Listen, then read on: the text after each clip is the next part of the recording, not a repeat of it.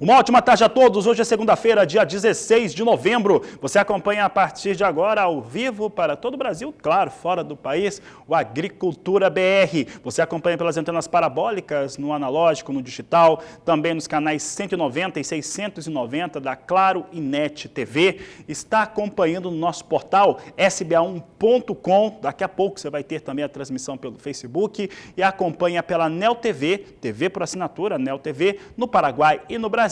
E a partir deste momento, a TV Imaculada Conceição está linkada no Agricultura BR, levando o nosso programa em sinal aberto para o estado do Mato Grosso do Sul. Sejam todos bem-vindos. Começa o programa de hoje falando sobre boi. E olha, como o meu amigo leiloeiro Éder Catatal Benites diria, amigos. Tivemos aí uma movimentação muito forte no acumulado das últimas semanas. Novembro é marcado por esses elementos e nós poderíamos citar alguns deles quando falamos de pecuária.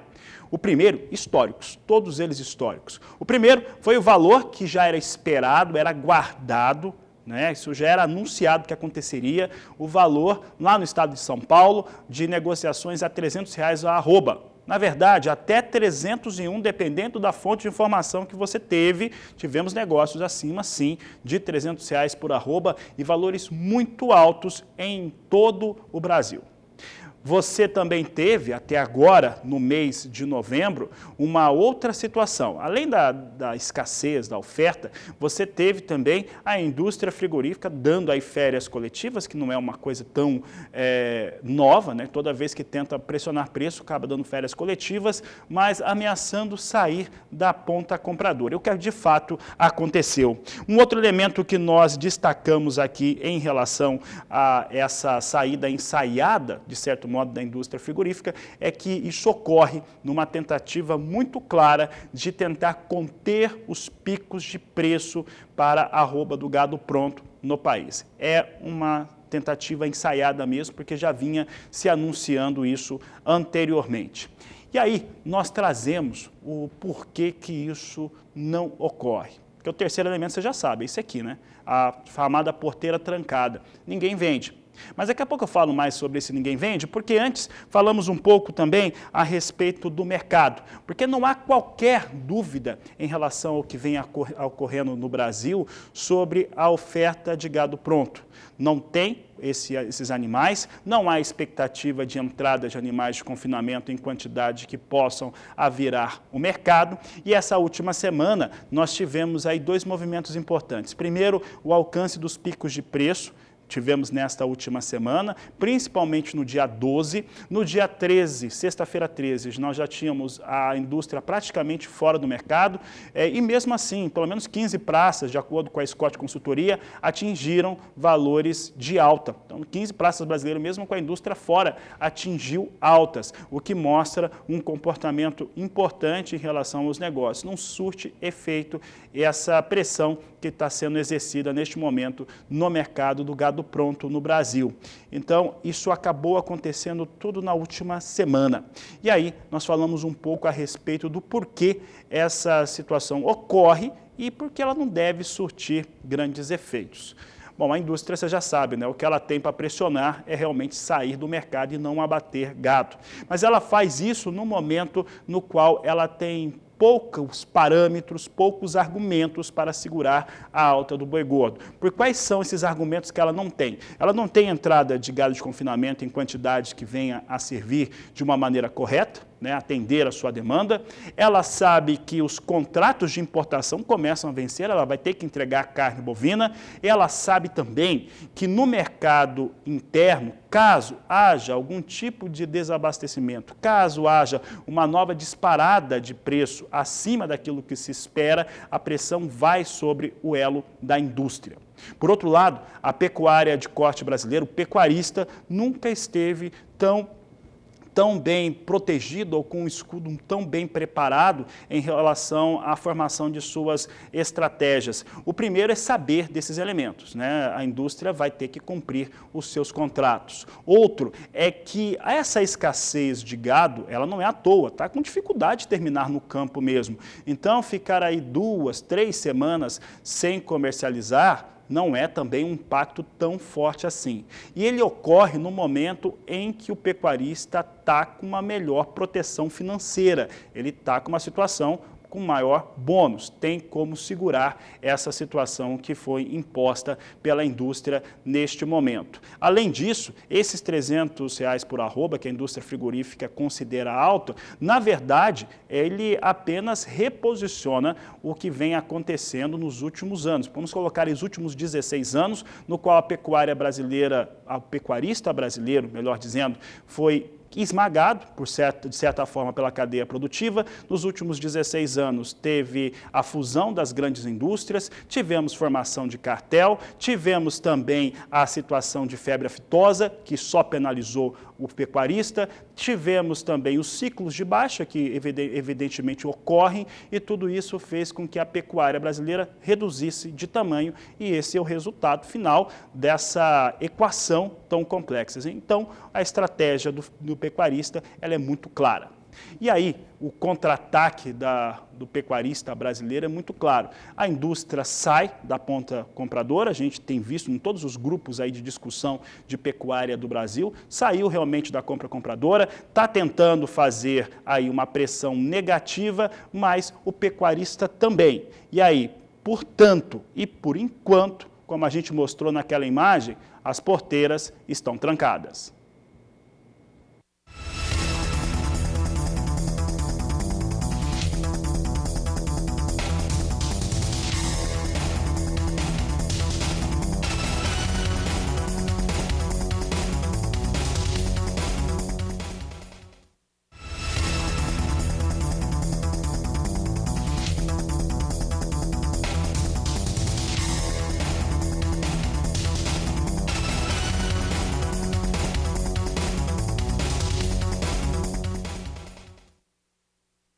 Vamos dar uma olhada então como é que vem o mercado futuro do boi gordo, é o que você acompanha comigo. Vamos ver os destaques para esse mercado. Você tem aqui as posições de curto prazo sendo negociadas e você acompanha tudo aqui pelo Agricultura BR. Veja só que nós temos aqui a posição de mais curto prazo, evidentemente é novembro, neste momento negociada R$ 289,50, ligeiramente acima da estabilidade, com 0,16% de alta para o boi gordo no dia de hoje. Também destacamos dezembro a R$ 285,60, os negócios aqui também estáveis. Posição de janeiro de 2021 ganha um pouco mais, 0,90% de alta, há um entendimento de falta de gado para o próximo ano, R$ 275,00, portanto, nesta posição que você acompanha os negócios aqui no Agricultura BR. A posição de fevereiro parece que está em queda agora, queda de 0,71%, é o que nós destacamos agora, com a posição negociada a R$ 275,00. R$ 1,85 é o que a Agricultura BR destaca para você. Hoje um mercado futuro do boi gordo mais para estabilidade, né, do que para alta ou queda, mas sempre lembrando, é uma referência, tem poucos pecuaristas que negociam em mercado futuro, mas a gente dá uma olhada para ver como se comportam os números, principalmente para o próximo ano.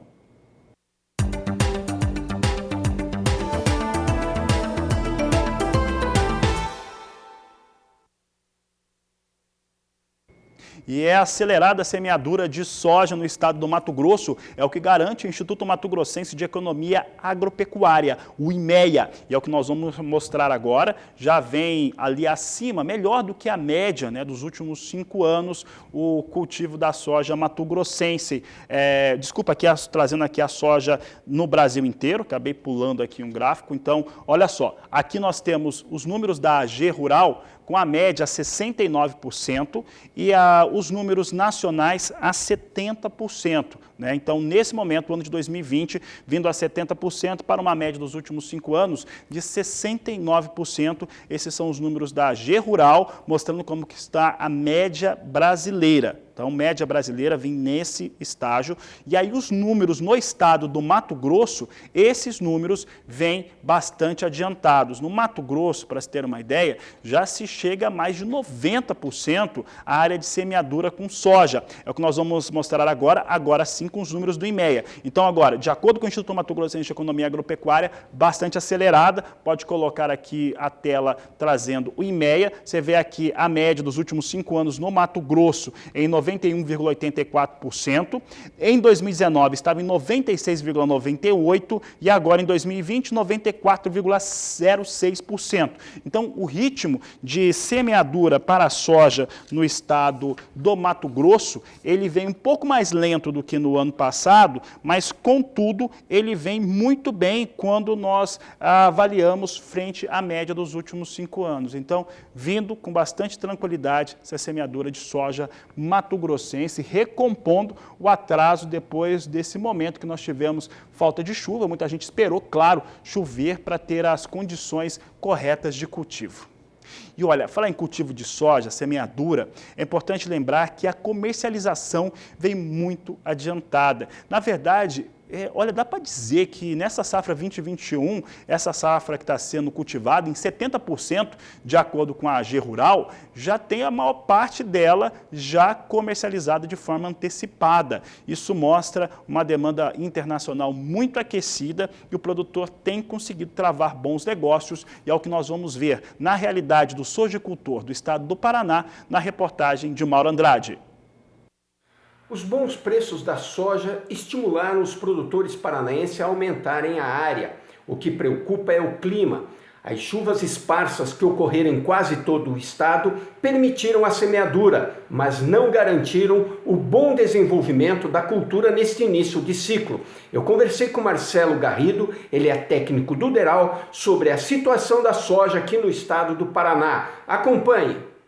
Até o início dessa semana, os produtores paranaenses já tinham plantado cerca de 84% da área estimada para o plantio de soja no estado do Paraná, né? A área estimada nesse ano é de 5,55 milhões de hectares e a produção estimada é de 20,5 milhões de toneladas. A safra vem com um atraso desde o início do plantio, devido ao clima mais seco que o estado vem enfrentando nos últimos meses, mas as chuvas de outubro, apesar de poucas e esparsas, deram condições aí para os produtores plantarem e conseguirem esperar aí que a cultura avance, que a cultura tenha um bom desenvolvimento e que possa realmente colher uma boa produtividade, né? Ainda é necessário mais chuva no estado, o estado ainda enfrenta uma estiagem e os produtores estão aí torcendo para que as chuvas que estão ocorrendo nesta semana consigam aliviar um pouco mais a situação e possam aí se traduzir aí em uma boa produção. Seguimos falando sobre o mercado de grãos, principalmente de soja agora, e falando por que soja, milho e trigo disparam. Vão o valor disparando no cenário internacional, principalmente nos Estados Unidos. Demanda é extremamente elevada, com a China recompondo aí a alimentação para o seu rebanho suíno, é o que os chineses estão fazendo, portanto compram muita soja e compram muito milho. E também a relação que se tem hoje para o trigo é que aquele trigo vermelho lá dos Estados Unidos, voltado para a panificação, tem tido uma procura, uma demanda muito alta, porque se voltou a ter o tipo de consumo. E aí, um terceiro elemento fica por conta do fator climático, principalmente sobre a América do Sul, colocando em risco parte da produção. O fato é que todos esses elementos fazem com que se mantenham com valores em alta e com tendência de elevação milho, soja e até o trigo no cenário internacional. E é sobre essa soja negociada na referência internacional, portanto, Bolsa de Chicago, que você acompanha agora os números ao vivo. Você tem aqui Chicago, nesse momento, fazendo correção. Estava subindo até há pouco e agora tem correção aqui, alguma realização para a soja em Chicago. Posição de janeiro, a de mais curto prazo, a de maior liquidez também, a 11 dólares 45 centos mais 4 por bushel. Mercado é dinâmico, é natural que socorro, estava em alta há 20 minutos, agora cai um pouquinho, vai caindo aí 2 pontos a posição de janeiro, posição de março 11 dólares 46 centos mais 4 bushel, maio 11,44 mais 6, posição de julho 11 dólares 41 centos mais 6, mais próximo à estabilidade os negócios com soja na Bolsa Norte-Americana de Chicago. Seguimos falando a respeito dos números que nós estamos destacando aqui no Agricultura BR para a soja e também para milho, e você vai conferir daqui a pouco, né? Deixa eu ver aqui com a minha equipe se eu consigo falar com o Walter Pulga agora. Deixa eu falar com o Pulga, é possível? Então tá, Pulga, lucratividade para soja e milho, né? Ela elevou-se, né? Isso é muito claro que se ganhou mais recursos neste momento com esses dois grãos aqui no Brasil, com a oleaginosa e com o cereal. Que números são esses, Pulga? Boa tarde, seja bem-vindo. Boa tarde a você, boa tarde a todos. Olha, Fabiano, o levantamento foi feito pela CNA, pela Confederação Nacional de Agricultura e Pecuária. Ela apurou os custos de produção de 22 atividades agropecuárias em todo o país e, mais do que isso, apontou nessa pesquisa que 15 dessas 22 atividades terão lucratividade positiva em 2020. Entre elas, lógico, o arroz, que foi o vilão, né? Preços históricos nas gôndolas dos supermercados, muita reclamação de consumidor, né? Mas o que nós temos é, de outro lado, um cenário inverso para as áreas que atuam no agronegócio que dependem de insumos dolarizados, né? Principalmente quem trabalha com proteína animal. Agora veja, o destaque é para o milho e para a soja. Os dados mostram que mesmo com o aumento do chamado custo operacional total, a lucratividade média apontada por essa pesquisa da CNA para o milho foi de 26,7%, ou seja, a lucratividade média do produtor de milho subiu quase 27%. Para quem trabalha com soja, a lucratividade subiu quase 24%, é o que indicam os dados apurados pela CNA. Agora, os maiores lucros médios foram para quem produziu feijão, a alta na lucratividade foi de mais de 43%, para quem trabalhou com batata, né? Quase 39% de alta na lucratividade média, e quem trabalha com arroz teve aí uma lucratividade média 37% maior. Agora, de outro lado, nós tivemos queda, produções, por exemplo, de sorgo, de trigo e aveia, também devem ter perdas neste ano, segundo o levantamento da CNA. Agora, falando de proteína animal um pouquinho, né? Pecuária de leite teve uma lucratividade média em queda de 1,3%. Quem trabalha com suinocultura teve uma queda média de 3% na lucratividade e a avicultura caiu quase 24%. Então, nem todos os setores tiveram aí, lógico, lucratividade. Mas voltando, de 22 áreas pesquisadas pela CNA, 15 apresentam lucratividade média em alta, notadamente quem trabalha com feijão, batata, quem trabalha com arroz e soja e milho, né? No caso, soja é o carro-chefe do nosso agronegócio, não só em exportação, como produção no Brasil. Fabiano? Pulga, segue com a gente aqui, vou mostrar agora como é que vem os negócios com dólar, que eu quero falar com você a respeito de alguns assuntos que influenciam aqui a moeda norte-americana. Nós temos o dólar hoje recuando no Brasil, 0,35% a R$ 5,45 mais 6, mas o dólar cai mais no resto do mundo, principalmente por conta de mais uma vacina lá nos Estados Unidos contra o coronavírus, que foi uma avaliação muito efetiva, né? Acima de 90% também. Como é que vem o mercado, Pulga? Olha, o mercado reage positivamente justo em cima dessa informação que foi divulgada logo nesse final de semana. A Moderna, uma empresa que está investindo num outro sistema de tecnologia, né? Uma outra tecnologia chamada de RNA mensageiro, tem obtido muito bom resultado na terceira fase do teste da vacina. A eficácia chega a 94,5%.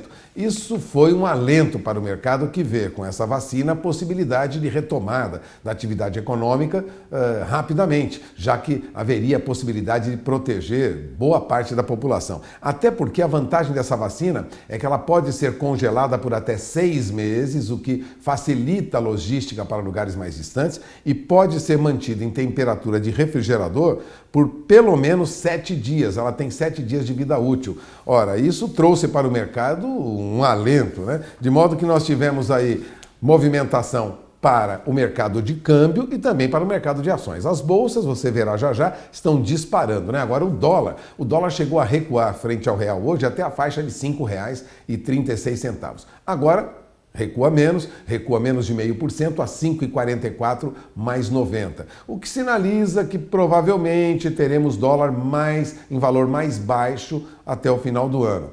Se chega a 5,25 como era previsto no mês passado por alguns analistas do mercado de câmbio, ainda há uma dúvida, mas que o dólar tende a recuar frente a outras moedas e frente ao real, sim. Aqui só não recua mais porque há uma indefinição ainda em relação às contas do governo, o que tem sido amplamente noticiado e discutido nas últimas semanas. Agora vamos para o mercado de bolsa, porque lá fora, verde na tela, todas as bolsas têm índices em alta. Aqui no Brasil não é diferente. A alta é de 0,67%. Chegou hoje o nosso índice Bovespa a passar dos 106 mil pontos, foi aos 106.250 pontos, agora opera a 105 mil pontos, acima de 105 mil, quase 105.500 pontos, ou seja, temos alta para o nosso índice Bovespa, alta nas bolsas dos Estados Unidos e também na Europa. É um dia que o mercado opera, vamos dizer assim, de modo positivo, como já se esperava desde a madrugada, lá na Ásia também as bolsas já vinham em alta.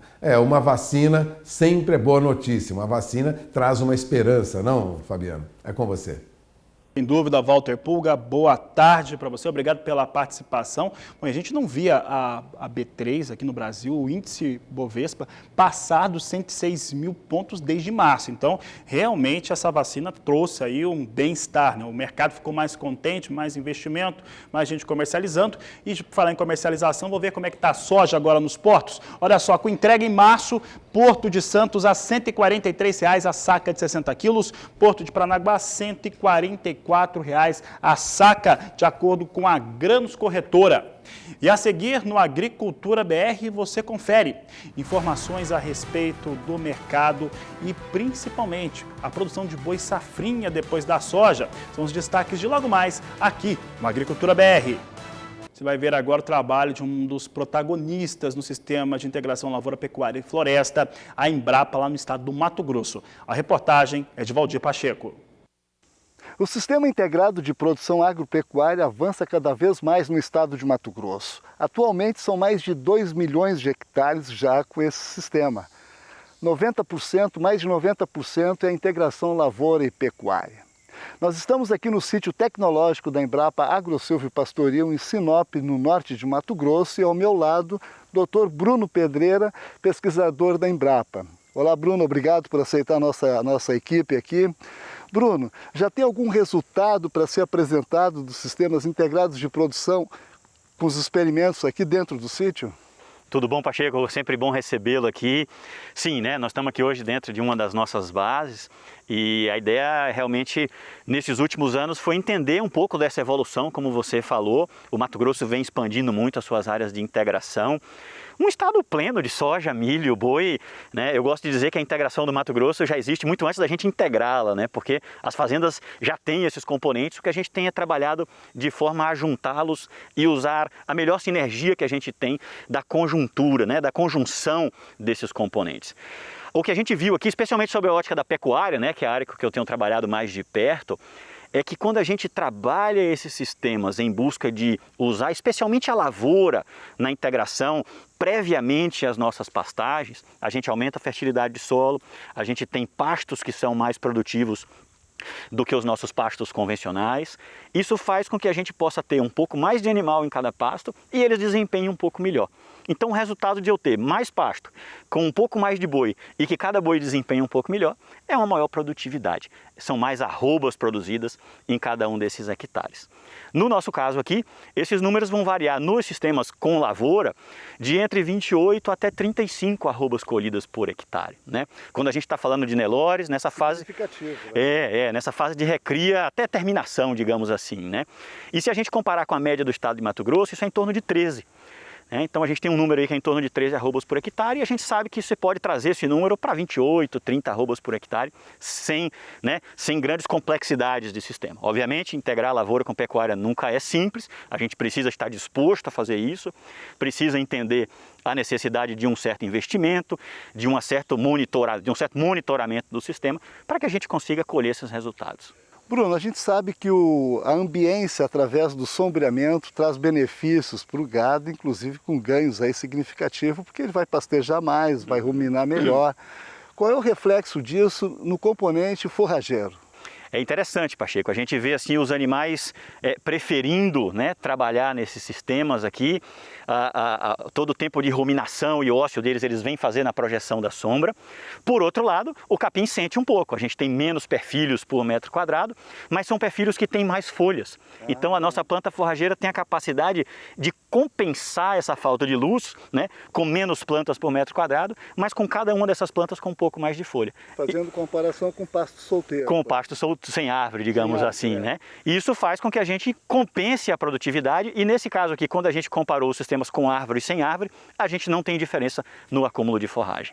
Aqui no sistema gado de corte, os rankings são de 1 linha e 3 linhas. Qual dos dois é o mais eficiente? O que a gente tem visto é que o sistema com uma linha só, ele vai trazer um pouco menos de sombra e por conta disso a gente tem melhores resultados na lavoura e na pecuária. Né? Do ponto de vista da pecuária, o ranking triplo também não foi ruim, os resultados são bastante interessantes, mas requer um bom manejo dessas áreas, a gente precisa fazer desbaste, a gente precisa fazer poda para manter essa área iluminada. A gente precisa lembrar de que o capim vive da luz do sol, que é daí que a gente acumula o carboidrato, que vira planta forrageira, que produz carne no final do dia. Então, trabalhar com uma ou com 3 é possível, mas a gente precisa ter todo o manejo desse componente florestal para garantir a boa produtividade das plantas aqui embaixo. Ok, Bruno, uma pena que o nosso tempo é curto, daria para se estender o dia todo falando sobre os sistemas, né? Mais uma vez aí agradeço a sua participação. Obrigado, Pacheco, a gente que agradece. Acabei de conversar com o Dr. Bruno Pedreira, pesquisador da Embrapa Agrosilvio Pastoril. De Sinop, Mato Grosso, Valdir Pacheco. Vamos falar agora de café, começando pelo mercado de café arábica negociado em Nova York, onde mais se negocia café no mundo. Por lá, café em alta nesta segunda-feira. Vamos dar uma olhada como é que vem então o arábica, plataforma Ice Filters na tela. Posição de dezembro a $1, 12 centes mais 60 a libra peso. Boa alta neste momento. Março, $1, 15 centes mais 65. Maio, $1, 17 centes mais 55. E a posição de julho, $1, 19 centes mais 10 por libra-peso.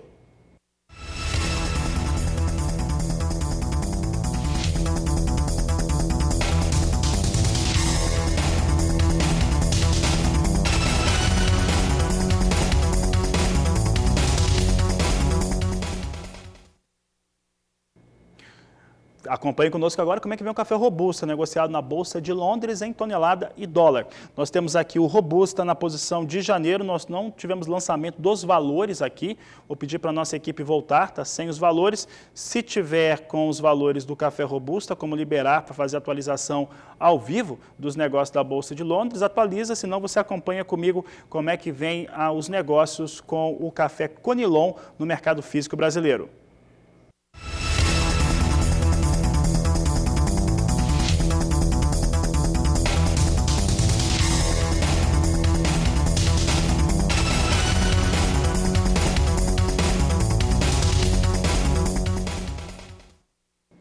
O assunto agora na Agricultura BR é a produção de cachaça, a importância dessa cadeia produtiva no Brasil e o mercado da bebida. Para falar a respeito deste assunto, nós vamos conversar pela internet com a Aline Bortoleto, ela que é doutora e especialista em bebidas. Aline, obrigado pela participação aqui no Agricultura BR. Como é que está essa questão da produção brasileira? Boa tarde, seja bem-vinda. Olá, Fabiano, boa tarde, tudo bem? Agradeço o convite aí por participar e falar um pouquinho desse tema que parece interessante somente para o consumidor, mas é um tema bem abrangente e que realmente executa uma economia importante no país. A gente está falando da nossa bebida nacional, onde é a principal bebida mais consumida no Brasil, bebida destilada, e o mundo inteiro conhece a cachaça como bebida típica e exclusiva do Brasil. Então, hoje nós estamos num momento de grande ascensão com relação à qualidade, principalmente com foco em exportação e busca de melhoria da qualidade sensorial desse produto, a inovação com relação aos processos de produção, fermentação, envelhecimento da bebida em madeiras brasileiras. Então, traz aí um grande avanço para o setor que está ocorrendo nos últimos 6, 7 anos aí. Aline, como que é a cadeia produtiva da cachaça no Brasil? Quem produz cachaça no país? Bom, a gente tem diversas formas de classificar os produtores de cachaça, né? A gente tem produtores que são aqueles que ainda não têm o registro como um produtor oficial no Ministério da Agricultura, e são aqueles produtores que fazem o que é denominado de cachaça artesanal. Isso é a maior parte da produção do país, a maior quantidade, cerca de 90% dessa produção, né, que é informal. A gente chama de informal porque não tem registro no mapa. E aí depois a gente entra na profissionalização do setor. Então nós temos grandes engarrafadoras aí que detêm 70% do volume de cachaça e aguardente de cana do mercado nacional, e a gente tem uma série de outros pequenos produtores ou médios produtores, que a gente pode dizer aí que estão em mais de 1.000 produtores nacionais, que têm marcas próprias, que têm suas indústrias próprias, e que eles estão se destacando no momento, porque eles estão trabalhando muito com a inovação e a qualidade do produto. Aline, como é que na questão da cachaça está o mercado doméstico, o mercado brasileiro e também o mercado para exportações? Bom, Fabiana, a gente está num momento bom para essa apresentação internacional da cachaça.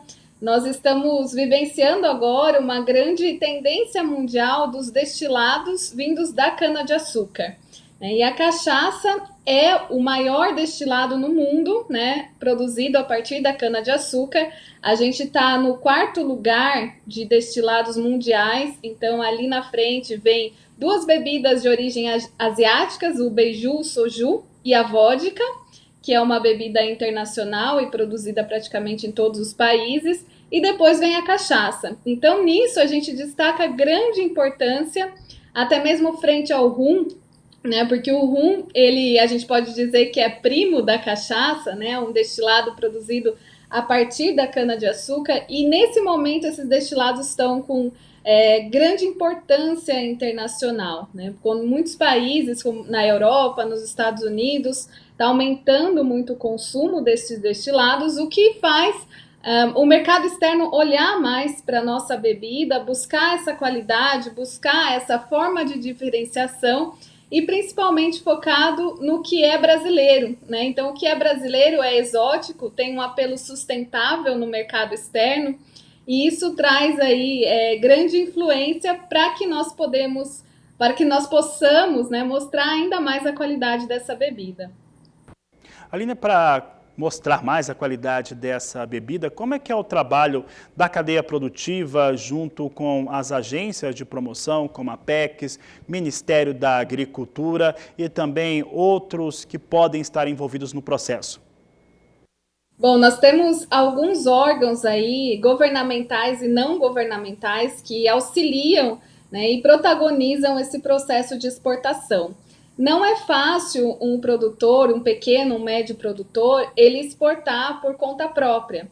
Então tem que ter todos esses trâmites internacionais, mas tem que ter principalmente quem goste do seu produto lá fora e quem esteja aí, como é um produto diferenciado no mercado, a gente tem que ter quem receba esse produto e seja responsável pela comercialização no país de destino. Então, é algo assim um pouco complexo, mas que a gente tem conseguido levar grandes marcas aí para fora do país. Quando eu falo grandes marcas, né, de pequenos e médios produtores, porque na realidade nós temos as marcas que detêm o mercado, que são 4 grandes, que exportam com facilidade, mas elas têm pouca diferenciação do produto, principalmente para fazer a caipirinha, né? Então tem aquela cachaça branca típica, né, para fazer a caipirinha. E outros produtos estão entrando agora no mercado externo, principalmente nas mesmas prateleiras do rum, do conhaque, do whisky, que são produtos de maior valor agregado. Com isso, precisa-se de um aumento aí no trabalho da exportação, mas principalmente do reconhecimento dessa bebida no país. Obrigado, Aline Bortoleto, falando conosco um pouco a respeito da cachaça brasileira, mercado interno, mercado de exportação. Você pode rever essa entrevista acessando daqui a pouco o portal sba1.com ou o canal do Boi no YouTube. Com essas informações, essa edição do Agricultura BR fica por aqui. Eu volto logo mais às 16 horas na terceira edição ao vivo aqui pelo Canal do Boi. Na sequência, você tem um De Olho na Fazenda, mais uma grande oportunidade de aquisição. Então, continue conosco. A todos uma excelente tarde e até mais.